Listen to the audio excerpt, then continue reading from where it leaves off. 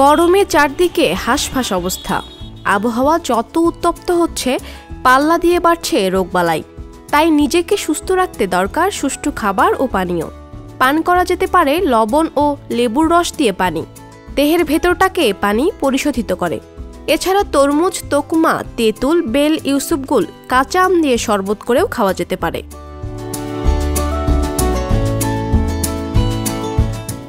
প্রতিবেলায় খাবারের সঙ্গে টক দই রাখতে পারলে ভালো। টক দই প্রোবায়োটিকের কাজ করে, শরীরকে সুস্থ অর্থাৎ জীবাণুর হাত থেকে বাঁচায়। এছাড়া ইউসুফগুল, তেঁতুল, কাঁচা আম শরীরকে স্নিগ্ধ শীতল রাখে।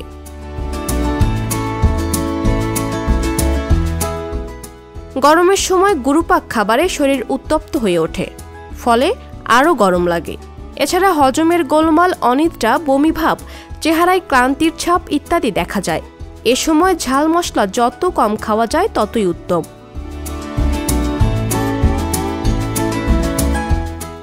দুপুর ও রাতের খাবারের ঠান্ডা সালাদ রাখলে ভালো হয়।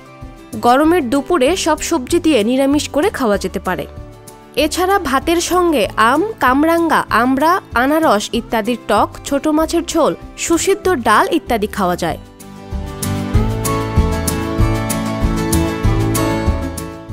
সকালের খাবারে চিরা কলা দই, সিদ্ধ ডিম, সিদ্ধ আটার রুটি, পাউরুটি, সাদা সবজি, জেলি, নরম খিচুড়ি ইত্যাদি রাখা যেতে পারে। কেউ কেউ আবার গরমের সময় পান্তা ভাত খেতে পছন্দ করেন।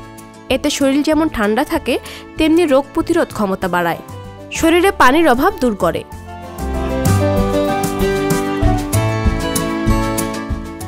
রাতের খাবারের পরিমাণ দুপুরের চেয়ে কম হওয়া উচিত, কারণ রাতের দিকে মানুষের শারীরিক পরিশ্রম যেমন কমে যায়, তেমনি বিপাকক্রিয়ার হারও কম থাকে।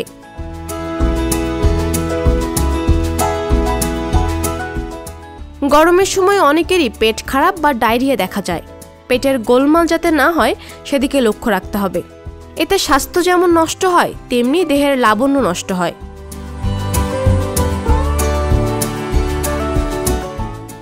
গরমের পৃথক কোনো খাবার নেই। খাবার হবে সুষম, সহজপাচ্য ও জলীয়। বাজার করার সময় সবজি ও ফল অবশ্যই কিনতে হবে। দেহ ও মন যাতে সুস্থ সতেজ থাকে, এমন খাবারই গরমের সময় খেতে হবে। পাপিয়া মামুন, সংবাদ প্রকাশ। সংবাদ, ফিচার ও অনুষ্ঠানের জন্য ভিজিট করুন সংবাদ প্রকাশের ওয়েবসাইট এবং যুক্ত থাকুন ফেসবুক পেজ ও ইউটিউব চ্যানেলের সঙ্গে।